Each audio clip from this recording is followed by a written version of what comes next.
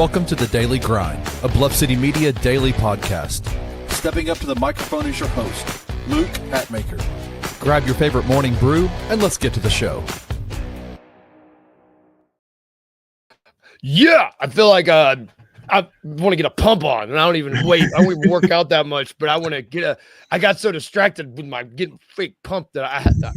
Welcome to the Daily Grind. I was going to be singing a Billy Joel song, but I'm still getting used to our new song, and I was getting psyched, and I was like, man, I need like a curl. I need to be like, oh, there's we'll talk about this in 2 minutes. I'm all over the place this morning. I am your host, Luke Hatmaker. I got my guy Rusty with me. How are you, brother? Are you good? I am good. It was a great night last night. You know, big win for the Grizz. I made salads for dinner last night, and they were good. But Maggie said, you know, these are a little dry. And I said, yeah, that's something that needs addressing. I'm so sorry. I love it. I was like, the best ones are the ones that are like mixed in with reality, where I'm like, you know what? He might have had a salad last night. I don't know where this is going. Oh my God. But it's just, it's all for the joke, all for the humor, and all for the fun. Let's go. All for the fun, all for the grind, all for the Grizz dub. Let's start there because the Memphis Grizzlies beat the Phoenix Suns last night in what I kind of alluded to it in the title of this episode. Are you familiar with the film The Replacements? Oh, Keanu Reeves kills in that movie. You know, so last night was Ja and Dez and the replacements, because we were starting, I think our entire second unit was out in this game. I mean, that's an overreaction, but we started Jay Huff and JG Jackson, and our bench unit consisted of Scottie Pippen Jr., Lamar Stevens, Marvin Bagley, and Cam Spencer. And they went off for 51 points, that bench unit did. 51 points. Yeah. Let's start with the bench because let's start with Cam Spencer because I love him. I love watching him play. I love him draining the three and not hesitating to get this close to to Kevin Durant's face. And get a tech. It's like, awesome. We talk all the time like we need a little crazy on this team, and Cam Spencer was that last night. You know, he did not back down from the moment. I mean, the guy's played for multiple national championships at UConn. He is a former college teammate of one Santi Aldama. Like, he's played in some big basketball games, right? Yeah. But like last night, I loved every single bit of that, showing like, not backing down from a challenge, not backing down from one of the greatest offensive players in the history of the game. And you could tell KD loved it. Like, he was all about it. Like, there was no animosity there. It was just good old fashioned backyard hoops. And you talk about it, like on the heels of the Tony Allen documentary, heading towards jersey retirement. Like, that was a Tony Allen win because it was a bunch of role players stepping up. Like, we'll start with Cam Spencer, but there were several guys last night that deserve accolades for sure. Well, yeah, let's just ping pong. Let's ping pong. Who do you want to hit next? Cam Spencer finished with 16 points in 20 minutes. Let's say that 4-7 from three, really solid all around. Who do you want to talk about next? Next, it would have to be Lamar Stevens. 13 points off the bench, career high 4 3-pointers last night. Just an incredible defensive effort on KD, like especially in the closing seconds. Like, he refused to be screened. And they tried a double screen on that last possession, and he fought over both of them and still contested the Kevin Durant shot. Like, just an unbelievable effort from a hustle glue guy who we loved last year, and he showed last night why. Man, last night, it's so wild because I remember liking Lamar last year. The defense that he showed that's not what I expected last night. I mean, like, he was closing that game, and I felt confident. I was like, yeah, KD might get a shot off because he's KD, but it ain't going to be easy. Yeah. Like Lamar's going to be all up in him. And I felt like he only had 5 rebounds, but I felt like he had 15 because it felt like every time we needed a big rebound, who had the ball but number 8? Man, I wish there was a stat. I don't know if this is something they track for not how many rebounds you get, but how many times you are like in the paint boxing other guys out and just not getting the rebound, like assisting I'm talking rebound. About that. We should call it the Brandon Clark stat because so many times like BC gets a good seal on his guy for somebody else to get a rebound. Like, they call out assists for shots. There should be like a rebound assist. Yeah, what's the hockey assist? I love the BC assist. I think that sounds cool and it runs off the tongue. Yeah.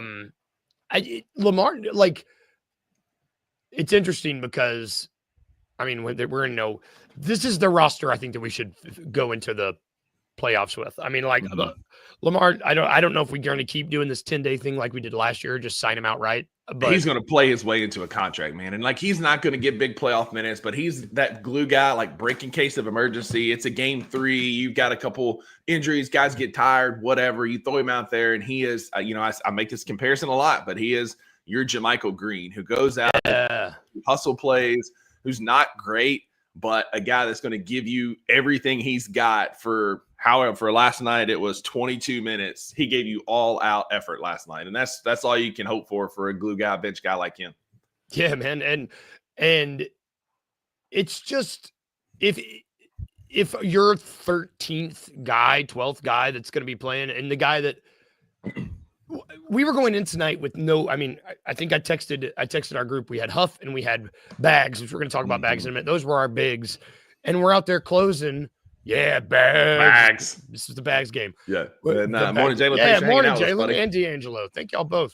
The Lamar closing, essentially playing the 5. I mean, we played a lot of small ball yesterday, and it was like it worked. It worked. It worked really well on a team that has a lot of height. I don't want to say we're one of the tallest teams in the NBA. Like, our length is there, but there was a graphic floating around Twitter a couple days ago where we're the second or third, or we're like top 4 height, but we're the lightest team in the league. Like, we got some guys that need to go just eat. Like, I was talking about this yesterday at work with my boy Cade. I was like, Zach Edey needs to do what Gigi did last summer, just go on like a Memphis eating tour and lift weights constantly. That's just all he needs to do to get some size on him. But that's his assignment. Yeah, but size was not needed last night, man, because we hustled and just did the little things well. Like, Lamar was a big part of that. We'll talk about Bagley here in a minute, I'm sure. But like, the effort and the energy level was there last night. For all of our talk, about lack of defensive energy and lack of like engagement, I was the most engaged, energetic team I've seen in a hot minute. Yes, and top to bottom too. Like, started from the Jaw and Dez were in it this game. Like Dez was the first, like Jaw and Dez were the first 2 when Cam made that 3 and got in KD's face. Jaw and Jaren were the first 2 off the bench that almost had to hold each other back because they were coming out there. And Dez was the one that came to his defense. Like, that the was energy. Cool. That was a vet move, man. Yes. Watching Dez do that in the background, you got Ja and Gigi bouncing and smiling. You got my favorite part of the whole night. The Ja Morant was when Nick Richards got his tech.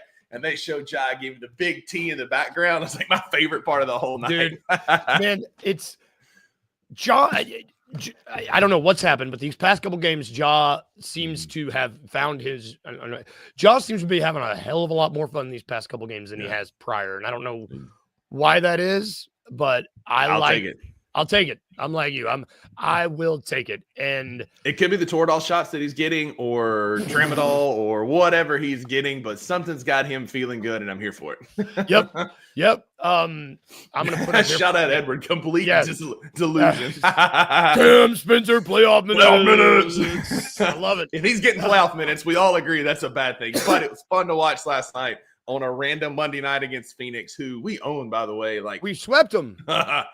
I think Pete said it was like the first 4-game sweep of Phoenix since like 2012 or something. It was like a long time, and a lot of it was role players. We keep hitting around it. Let's talk about him. Marvin Bagley Jr. had a night last night. Yeah, he 3 did. Big blocks at the rim, caught a lob from Ja that looked like the BC of old. Like, we talked about it. Like, we always thought he could be a taller, bigger BC. That's what he was last night. Your rebound, your box out guy. Got some big blocks, a lob threat. He wasn't awful. Like, his defense was marginally better last night. He's still not a great defender, and he's just your break in case of emergency guy. But it was fun to watch him hoop last night and show you what he can do athletically. And Edward, we are all the way back. I agree. Absolutely. Winning cures all. Well, and this DG's scared to say yes. I will say this last night, the way they played felt a lot like the team from a few years ago. Like that joy and the fun, man. The last night was just loosey goosey. And I mean, maybe that's what the Suns are for, because good God, that team looks. And it's so wild. They've got like generational talent. You got Book, you got Dudes I like. Yeah, Devin Royce Booker. O'Neal. I like Royce O'Neal. Devin Booker is I got a funny Devin Booker story. Yeah, but Royce O'Neal can hoop. I like watching him play. Again, KD is probably the greatest just pure offensive player we've ever seen. And they can't get any better because their payroll is maxed out. I mean, maybe it's future Memphis Grizzly, Kevin Durant. I don't know. But last night was fun to beat a good Suns team on paper anyway. It just felt good. Like, it was one of those games I was watching with Maggie, and I was locked in on the couch, not just because I had the post-game bounce that'll be dropped later today, but I wanted to beat those bums so bad last night. Just that energy, that back and forth chippiness. I wanted that game last night, Luke.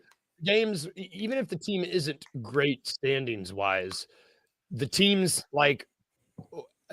there's certain guys like KD gets chippy with us. The Warriors get chippy. I mean, we were booing his ass. He was, I don't know. I love that style of basketball. And I think it was Brevin that would say, Brevin and Pete both, shout out those guys. Brevin's doing it with no voice. That's hard. Yeah. God, I don't know. That was his flu game last night, man. Was his flu game. He crushed it. The nowadays it's teams finish or even mid-game, they're dapping each other up and hugging and swapping jerseys, which you can still do. That's great, but play like you don't like each other. For 48 minutes, you're your enemies. Boom. For 48 minutes, that is your competition, and you want to kill your competition. You don't want to be like, hey, competition, here you go. It's not how it works.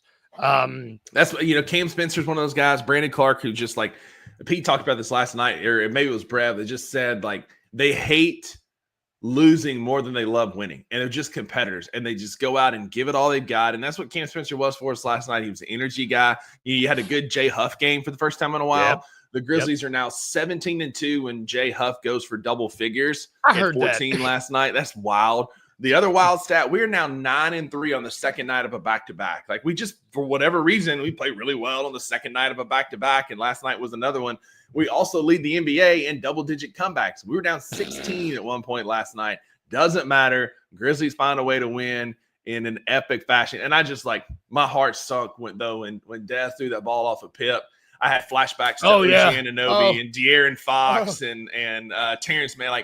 I just had all these flashbacks rolling through my head. And I was trying not to panic. I'm if you look at me, I'm sitting there like this. And it's screams internally. and then the whole time Pete is saying he's like, the two things you didn't want to happen happened. And you're like, I saw Pete. Don't foul and don't turn it over. Pete, we're watching it, bro. This is one time I need you to pipe down. I get it, buddy. I get it. I'm stressed out.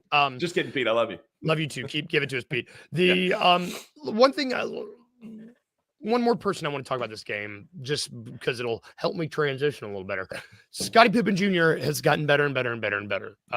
He's looking more comfortable. I don't know what it is. He played another really good game last night.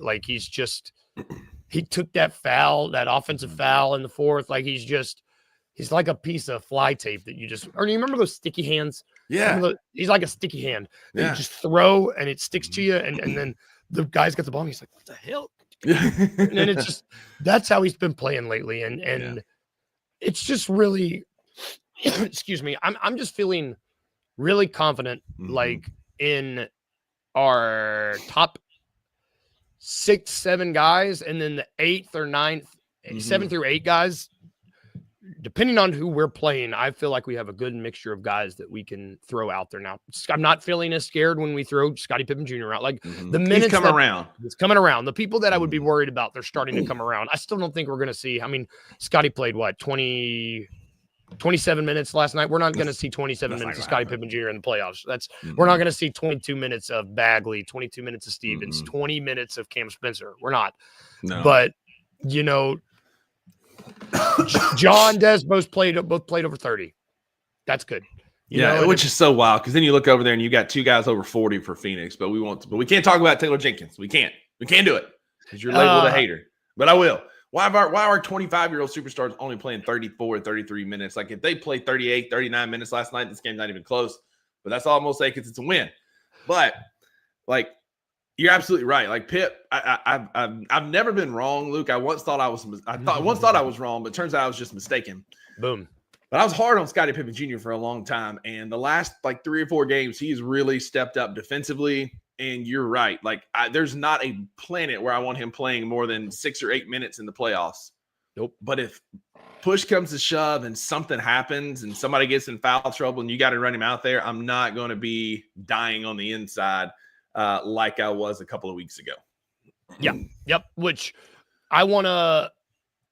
Did you start? Yeah, you started. Yeah, I wanted to come back. This is a good conversation to have. Let's talk about this because Luke has been not playing from back soreness. Back soreness, whatever. I mean, he's not playing. Cam Spencer is currently on a 2-way contract.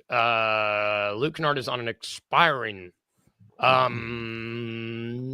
Seems like I don't want to say an obvious bit of bookkeeping, but tell you who wasn't afraid to shoot the ball last night. Cam Spencer had 7 threes. 7. Yeah. And doesn't seem to be afraid of any moment whatsoever. I think this is the long-term play. I don't know that happens this year, D'Angelo, just because we can't be prisoners of the moment. Like, it was fun. It was exciting watching Cam Spencer shoot last night. Like, it was awesome. And I love to see it. And I think we're going to see that coming from Memphis for a long time. Like, he's going to be our Luke Kennard going forward. But we're talking about one of the greatest three-point shooters in the history of the game. And if he can shoot, like number 2 all time behind Hubert Davis. Like, if he can shoot consistently again, like, Luke's still got a role in this team. But I think Cam Spencer's making that decision this summer about who we cut and who we keep easier and easier. Because you look at we've got a lot of expiring deals. You know, we have conversations we have to have. We're going to obviously pay Jaren, and then we got rid of Jake LaRavia. Glory be.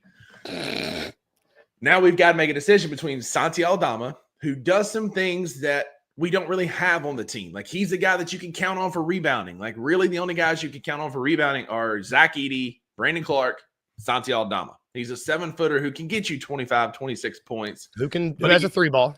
Who has a 3-ball, but he can also get you 10 to 14 rebounds in a night. What we're seeing is we've got guys who can do what Luke Kennard does, not as effectively, but more consistently, right? Like, you've got Cam Spencer who's going to shoot. You got Jalen Wells who's got a good shot. You got Gigi who's got a good shot, and I'm not giving up on Gigi. A lot of guys were giving up on him on the timeline last night. And I tweeted out that picture of Cam jawing KD. I was like, this is going to be me when this Gigi hate comes back and bite y'all's asses in a year or two when he's great again. Yep. But we got guys who are going to shoot. And so I think for me, it makes the conversation a little bit easier this summer of, hey, Cam does what does. Let's let him walk and sign Santi. Yep. Which, Edward,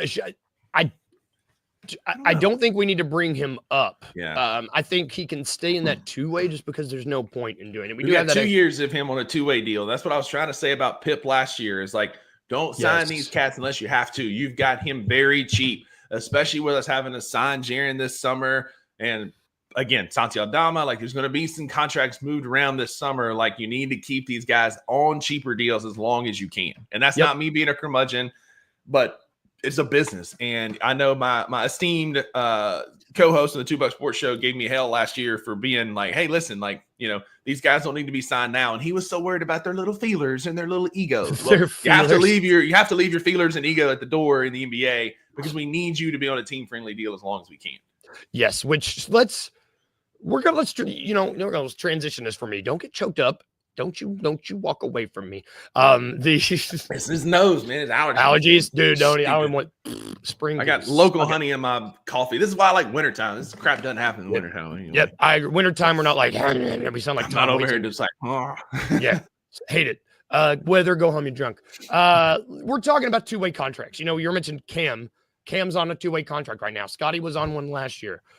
This got me thinking.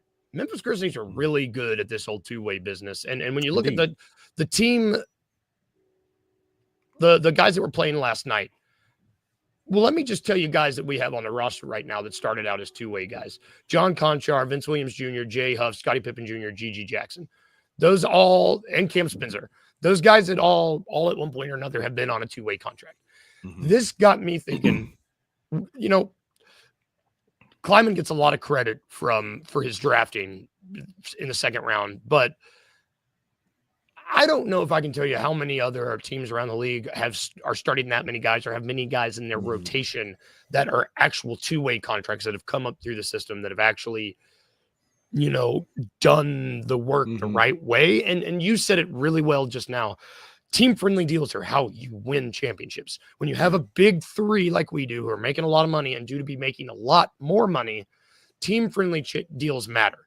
And two-way contracts, converting those gives you a lot of wiggle room for team-friendly deals, because we got a lot of guys on some really, really cheap contracts right now. And after Cam going off last night, seeing Scottie Pippen Jr. playing well, Jay Huff starting, this got me thinking. I wanted to revisit this segment again. I wanted to rank them. If you had, guys, if you don't know who Rackham Willie is, what are you doing? I'll post it. We're gonna rank them. I can't do that voice; it hurts. The best Grizzlies two-way contracts in the history of the franchise. I want to rank those because one, it's kind of this hasn't been around that long. I found to be really interesting. And two, it's just the Grizzlies are just done a better job of this, especially since Kleiman's taken over.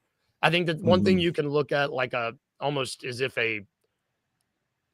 there's a word, and you can look at like clockwork. Aha, I know how to talk. Yeah, there it is. You can see how he comes into the fold and he just gets better at this. So I'm going to list you off every two-way guy that the Grizzlies have signed. And these are guys that have been on a two-way contract at some point or another. Going back, and man, the Memphis Hustle's on there. Yeah, there's some names on here, and they've only been around since 17-18. But Kobe Simmons. Remember those years? Remember when Kobe Simmons played? Wild times, man. God, we don't have to talk about that. Mike Henry, my guy, Watanabe. Yuta the shooter. Love that dude. Like love him. That's my guy. Julian Washburn. And some of these guys, if a guy would sign a contract a couple times, I'm not going to say that. John Conchar, which may be the most popular, Jitty's Journey. Killian Tilly, the Frenchman. Not most popular anymore.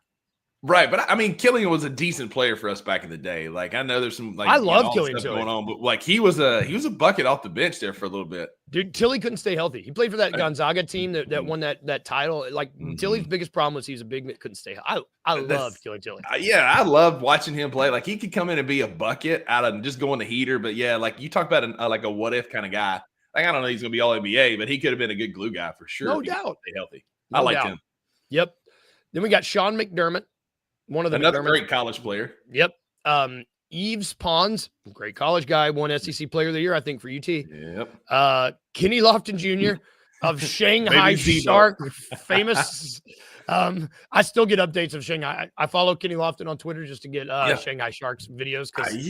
I mean, he's a hooper when he's playing against like LA Fitness guys. Like you put in the NBA, he's not great. Although there was that one game, the last game of the year, what was that, 2 years ago, where he went for like 51 against the Magic.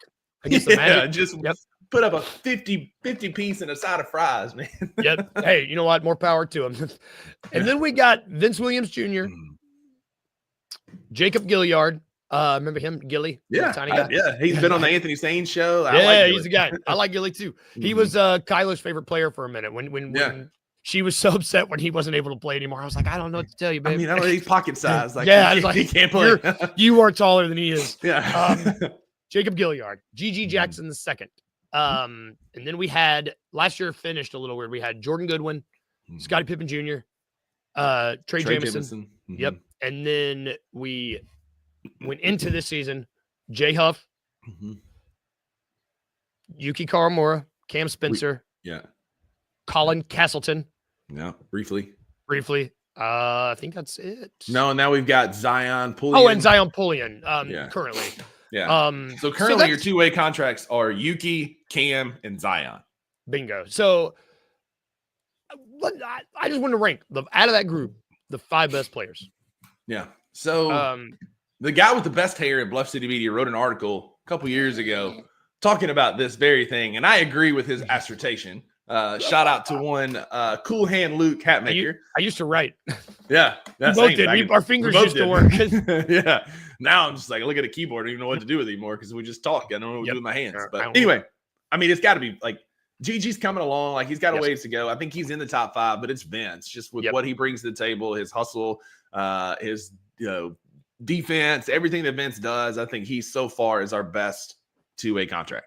Yeah, and I agree with you. And Vince is sort of like the I mean, by far and away, I think it's just when you look at what he's done on the main roster, and then when you look at just what the G League is for, he signed 2 two-way contracts. He was drafted in the second round.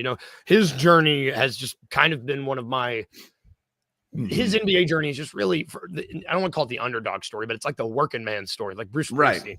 That's it. Yeah. Really awesome to see. And I love him. I should have worn his jersey today. I dropped the ball. Yeah. He just, he goes out there with a black t-shirt, little crew socks, and just hoops. And it's just like, it hadn't been a good week or so for him, but he's still coming back from a major ankle injury, and he's still, no pun intended here, probably still a little rusty, but like you can see flashes that it's there, right? And he's just maniacal in the way he plays defense, and he'll be back. Again, he's young, he's still figuring out how to be an NBA player. I'm not worried about him, just like I'm not worried about Gigi.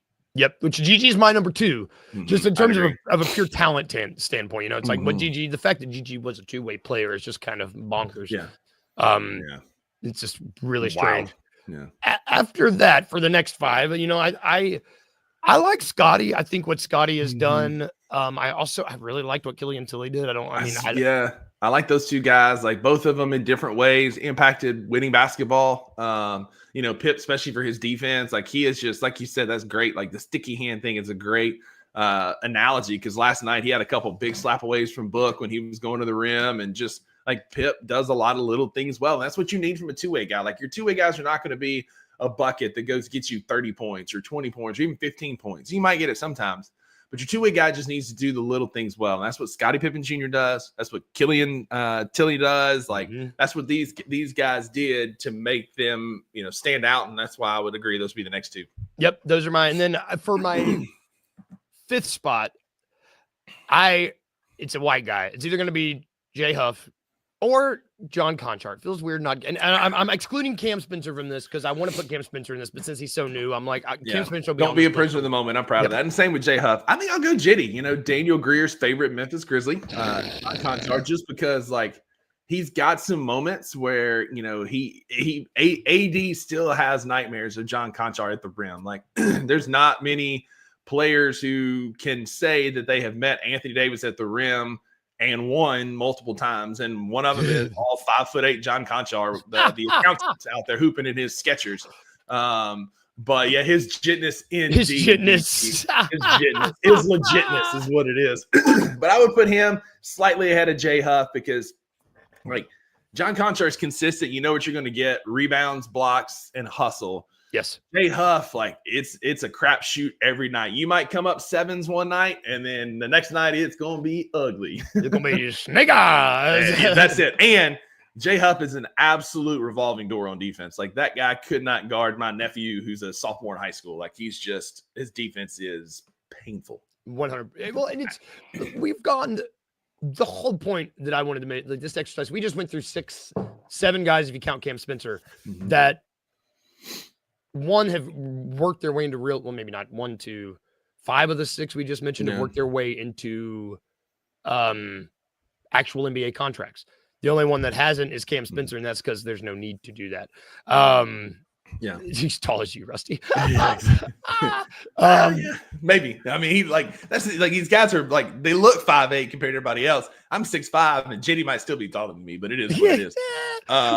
So Jay Huff does get a couple blocks. Absolutely. I was going to say that. Like, he's good for a block here or there, but do not get that boy in space, because they will tie his shoes in knots. And so, and like, this just goes to further prove the point, man. Like, you can say what you want about not being able to get big names coming to Memphis and Kleiman can't make a trade and all this kind of stuff.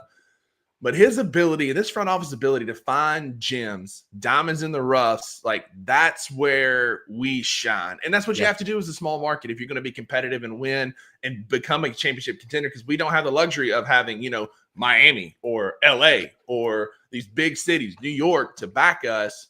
You got to go find these little diamonds in the rough. And that's what this front office has done really well. And this exercise, shout out to you for thinking of it, just goes to prove that point. Yep, man. And thank you for participating in it, because of course, I mean, like we said, some of these dudes they were playing last night. They were playing in that win last night, which is pretty impressive. Yeah. Which is great, because, and you know what? I don't have a transition here. I was going to try to do one. We're going to talk about Tubin Tuesdays now. Sorry, flat transition, everybody. Tubin Tuesday. We're going to talk about what we're watching, and we Real quick, I'm about to send you. I didn't prep you for this. I'm sending you a YouTube link to a trailer. It's like 1 minute and 30 seconds long. I want you to watch it live, and then I'm going to tell you what I watched like 47 times. But so I watched a new trailer for the Thunderbolts movie, which is what I just sent Rusty. If you can't tell, I'm a big comic books guy. I'm going to raise my camera up. This comic book right here, it's the second appearance of the Thunderbolts ever. I love them. And this trailer got me so hyped. It's got good music. It's cut really, really well. It looks funny. And Marvel needs a win. We're comic book dudes. We're movie guys. Yeah. The last couple Marvel movies have been just kind of like, and I have enjoyed them, but I am like, very, very, very nerdy. You know, like Edward gets it. Edwards knows Thunderbolt's going to be so good. Oh my gosh. This trailer is legit. DG, we're not going to jail. I know how this works. Rusty knows how it works. We're professionals. We ain't playing that sound. I got it down. You can't hear it. You can't hear it. It just looks so good. And I watched other stuff too. I watched Celtic City. I'm watching Righteous Gemstones came out on Sunday. I'm watching stuff. But let me tell you, that trailer that you just watched got me more hyped for anything that I watched this past week. So that's what I watched way too much. Yeah, the trailer's almost cut like a Tarantino movie where it's just like real gritty and like choppy and like good music, but gets you kind of going. Yeah, I'm here for that. I'll absolutely comes out May 2nd. Absolutely want to watch that. You get it. Yeah. So for me, I went to visit my grandfather this past weekend. He turned 89. We talked about that yesterday. Yep. And one thing you can guarantee is there are going to be some old Westerns playing at his house. And so we watched the original, what all we watched? We watched the original Maverick TV series with James Gardner that they made the Mel Gibson movie off of. Great TV series. We watched the Jimmy Stewart Western. We watched John Wayne. We watched all these great Gregory Peck, The Yearling, like all these great old Western movies. And like, that's one of my favorite things about visiting my grandfather, just that nostalgia of watching those Westerns that kind of like made me when I was growing up. Like, you know, I watched sports. I wasn't a big cartoon guy, and I watched Westerns with my papa and my granddad. And like, it was just fun for some throwbacks to watch those. They were awesome, just real nostalgic. Like, I'm not going to tell you go watch them because they're not, I mean, they are what they are, but they are like, for me, they're very nostalgic and endearing. So if nothing else, go watch something nostalgic that takes you back to your childhood. It's a great feeling, especially when you're surrounded by family like I was. I did rewatch. My dad had never seen the original Smile movie. So creepy, unsettling. So we watched that in anticipation of Maggie and I are going to watch Smile 2 at some point. Just very unsettling, but it was good. It was entertaining. But I appreciate you, Jalen. Yeah, man, 89 years young. We had a great time celebrating him, and a lot of it was watching black and white Westerns, especially Maverick, which is his favorite television show of all time. Man, my favorite part about, they're talking about Bolt in the comments. This is a Disney movie with John Travolta. Yeah, the dog. His dog. Oh, man. Yeah. The best part about Westerns that you're talking about is the men that were in those movies. They look like cardboard. Like they don't make dudes like that anymore. Like I think I have bad skin. Those dudes look like you scraped them with like a paint thing off the damn sidewalk and just threw them in front of a camera and put a cowboy hat on it. And you were like, go to work.